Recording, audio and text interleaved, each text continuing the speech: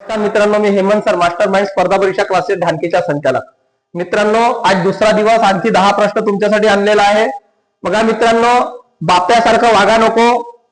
प्रश्न मी तुम्हाला जे 10 देत आहे, माझ्याकडे काही गोष्टीची अडचण असल्यामुळे मी तुम्हाला रोज 10 प्रश्न देत आहे.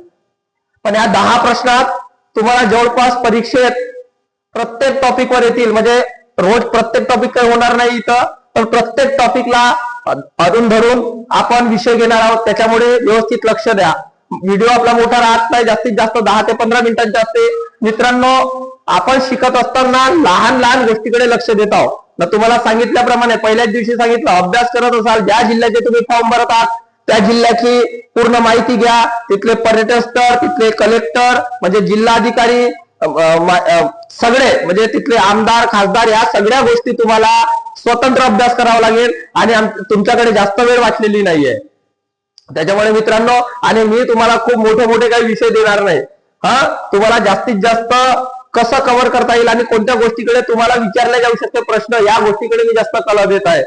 प्रत्येक पुस्तकीमधले काहीतरी विशेष आणि त्यावर्षी PYQ मध्ये जे प्रश्न आहेत त्याच्यावर आपण जास्त आधार देत आहोत. तर पहा, पहिला प्रश्न आहे, महर्षी धोंडो केशव कर्वे, सगळ्यांना नाव माहित आहे. यांच्या आत्मचरित्राचे नाव काय?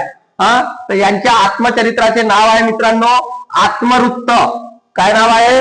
आत्मवृत्त. लक्ष द्या, आत्मवृत्त म्हणजेच आत्मकथाही होते आणि जीवनचरित्रही होते. एका पानाची कहाणी ही वि.स. खांडेकर यांची लिखाण आहे. एका पानाची कहाणी ही कोणाची? वि.स. खांडेकरांची बायोग्राफी आहे. आत्मचरित्र म्हणजे बायोग्राफी होते. आत्मचरित्रेचा अर्थ आत्मवृत्त होते, आत्मकथाही होते आणि जीवनचरित्र होते. पण महर्षी धोंडो केशव कर्वे यांनी जो बायोग्राफी लिहिली, त्यांनी जी आत्मचरित्र लिहिलं, तिचं नाव आत्मवृत्त आहे. लक्षात. दुसरा प्रश्न आहे, यवतमाळ व चंद्रपूर जिल्ह्याच्या सीमेवरून कोणती नदी वाहते? तर लक्षात घ्या, यवतमाळ आणि चंद्रपूर जिल्ह्याच्या सीमेवरून वाहणारी नदी आहे वर्धा. कोणती नदी आहे? वर्धा नदी आहे. नंतर पैनगंगा. पैनगंगा कुठे आहे? तर पैनगंगा आहे महाराष्ट्र आणि विदर्भाची बाउंड्री, मराठवाडा आणि विदर्भाची बाउंड्री. नांदेड आणि यवतमाळला जुळून जी नदी जाते ती आहे पैनगंगा. ती नंतर आंध्रमध्ये प्रवेश करते. नंतर आहे वैनगंगा. वैनगंगा महाराष्ट्रात भंडारा चंद्रपूर जिल्ह्यातून वाहते. लक्षात ठेवा, महाराष्ट्रात भंडारा चंद्रपूर आणि नंतर मध्य प्रदेशला जाते. प्राणहिता, जिथं वैनगंगा, पैनगंगा आणि वर्धा नदीच्या संगम होतो, तिला प्राणहिता असे म्हणतात. लक्षात ठेवा, आपल्याला प्रश्नाचे उत्तर तिथंच काढता येतात. एकावर 4 प्रश्नाचे उत्तर निघत आहेत. नंतर अस्तंभा हे सातपुडा पर्वतातील महाराष्ट्रातील सर्वोच्च शिखर कोणत्या जिल्ह्यात आहे? तर कोणत्या जिल्ह्यात आहे? अस्तंभा सातपुडा पर्वतातील 1325 मीटरच्या आहे. 1325 मीटर आहे. नंदुरबार जिल्ह्यात आहे. कोणत्या जिल्ह्यात आहे? नंदुरबार जिल्ह्यात आहे. अकोला जिल्ह्यातून सातपुडाच्या पर्वतरांगाच्या लाईनी आहेत. वाशिम जिल्हा आणि हिंगोली जिल्ह्यामध्ये काहीच नाही आहे. नंतर ड आणि ढ हे कोणत्या प्रकारची व्यंजने आहेत? लक्षात घ्या, मराठी आहे. ड आणि ढ हे कोणत्या प्रकारची व्यंजने आहेत? मराठीमध्ये शिकत असताना आपल्याला शब्द ओळख जेव्हा शिकतो तेव्हा शब्दाची रचना आहे त्याच्यामध्ये आहे. आता हे कठोर आहेत, उष्मे आहेत, मृदू आहेत की महाप्राण आहेत? मॅक्झिमम मुलांना माहित आहेत महाप्राण किती आहे. महाप्राण एकूण 14 आहेत. तसं पाहिलं तर एकच आहे. महाप्राण म्हणजे ह. नंतर ड आणि ढ म्हणत आहे, तर ड आणि ढ हे मृदू वर्णाचे वर्ण आहेत. कसे? तर प्रत्येक गटातील पहिला आणि दुसरा वर्ण म्हणजे क च्या गट आहे, क ख हे कठोर आहेत. नंतर क ख ग घ हे मृदू आहेत, म्हणजे त्यांना हळूवार बोलावं लागते, म्हणून त्यांना मृदू म्हणतात. ड आणि ढ हे कोणत्या प्रकारची व्यंजने आहेत? तर मृदू व्यंजने आहेत. प्रत्येक गटातील क च्या गट असो, च च्या गट असो, ट च्या गट असो, त च्या गट असो की प च्या गट असो, पहिले 2 वर्ण जे आहेत ते बेटा मित्रांनो कठोर आहेत. बाप्यासारखा विचार करायचा नाही. छोट्या छोट्या गोष्टी आहेत त्याच्याकडे लक्ष द्या. आणि तिसरा आणि चौथा वर्ण जो आहे तो मृदू आहे. 5वा वर्ण आहे तो अनुनासिक आहे, म्हणजे तो नाकातून निघल्यासारखा निघतो, म्हणून त्याला अनुनासिक म्हणतात. आता म्हणाल सर उष्मे कोणते? तर उष्मे ज्यांच्यानी घर्षण होते निर्माण, त्यांना आपण उष्मे म्हणतो. श स स त्यांना काय म्हणतो आपण? उष्मे म्हणतो. तर आपला उत्तर आहे 3 नंबरच्या मृदू. नंतर सुलभा कोणते नाव आहे?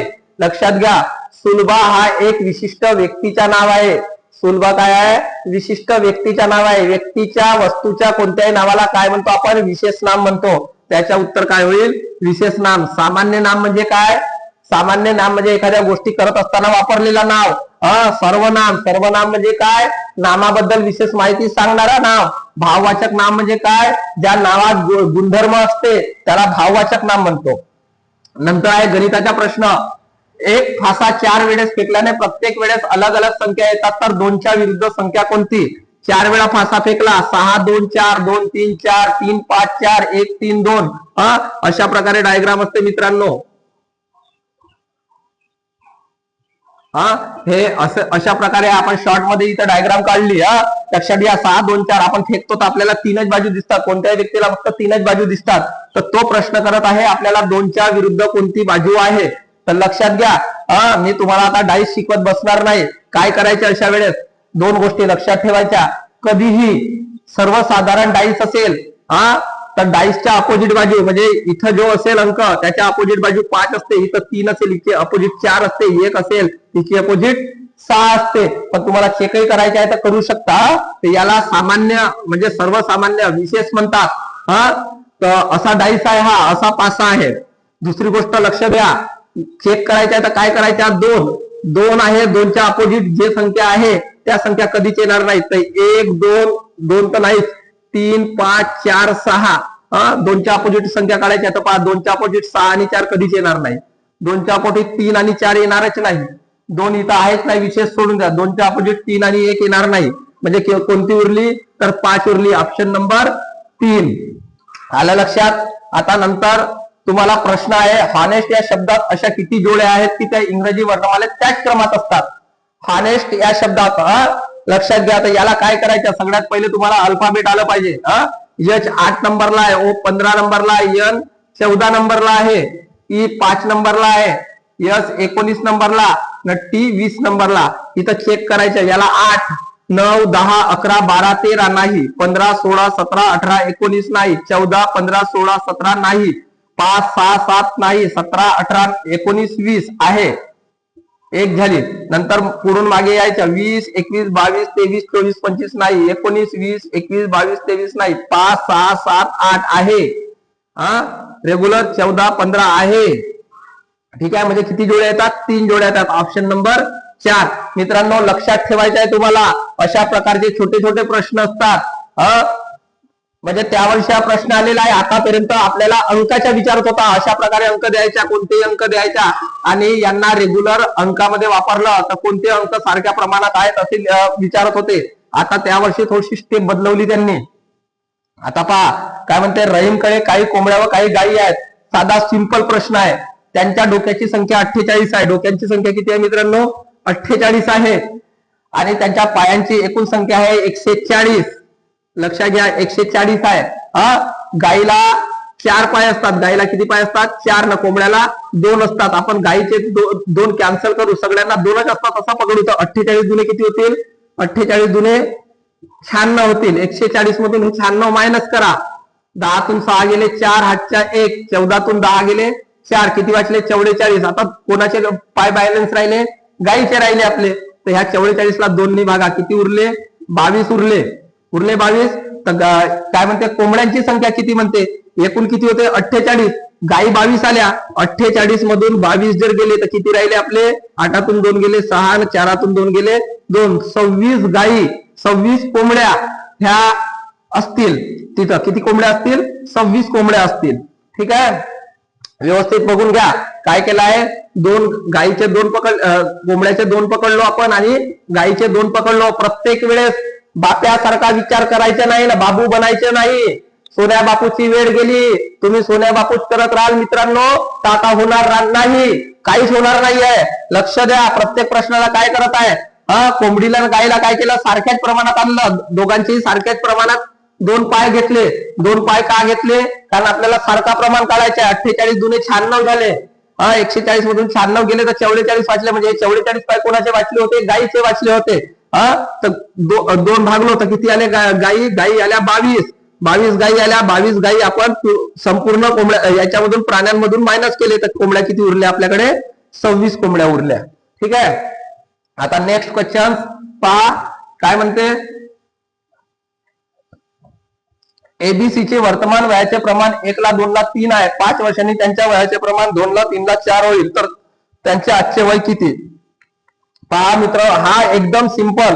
हा ना, मी माझ्या एक वयोवारीचा व्हिडिओ पाहाल तर त्याच्यामध्ये तुम्हाला मी हे सांगितलेलं आहे. एबीसीच्या वर्तमान वयाचे प्रमाण, वर्तमान इथं 1:2:3, 5 वर्षांनी त्यांचे प्रमाण 2 ला 3 ला 4 होते. मी सगळं दिलेलं आहे, अशा प्रकारच्या उदाहरण दिलेलं आहे. पहा 1 2 3 रेग्युलर अंक, एक अंक सोडलो की 2 3 4 रेग्युलर अंक आहेत. आलं लक्षात?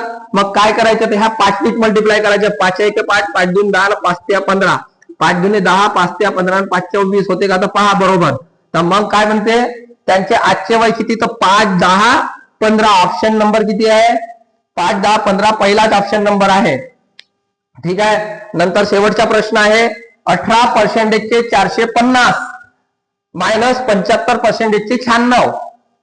लक्ष द्या, मी गुणाकाराच्या पद्धतीमध्ये शिकवलेलं आहे ना, पर्सेंटेजच्या चॅप्टर मध्ये ह्या गोष्टी सांगितल्या आहेत. माझे व्हिडिओ पाहाल तर तुम्हाला ते दिसतील. तर 18% चे 45 काढायचे आहे. तर 18 450 मधून 0 कटला म्हणजे 1% कटला, 1 राहिला. 18 पंचे 90 च्या 0, 8 चे 9, 18 चे 72 न 9 81, 1 कटला म्हणजे किती उरले आपल्याकडे? 81 उरले.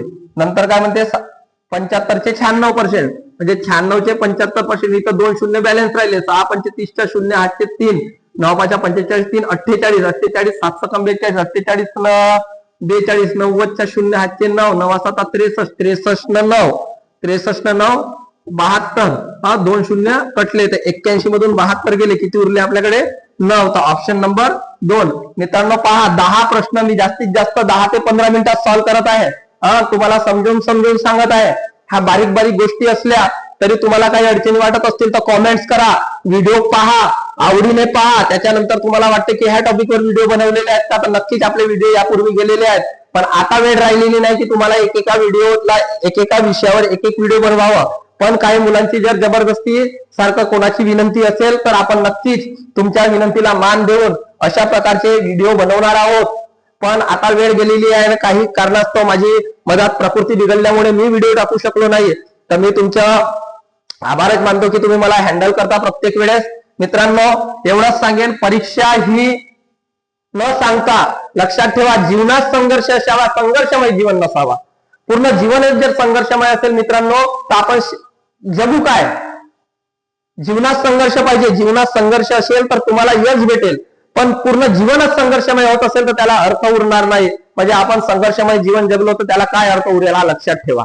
जीवनात संघर्ष आवश्यक आहे. ज्या व्यक्तीने जीवनात संघर्ष केले त्याला यश मिळतेच.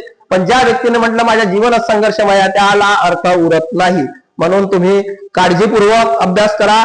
होणाऱ्या परीक्षेसाठी पुन्हा एकदा शुभेच्छा. धन्यवाद. आणि तुम्ही आपल्या चॅनलला नवीन असाल तर आपल्या चॅनलला सबस्क्राईब करा, लाईक करा, कमेंट्स करा.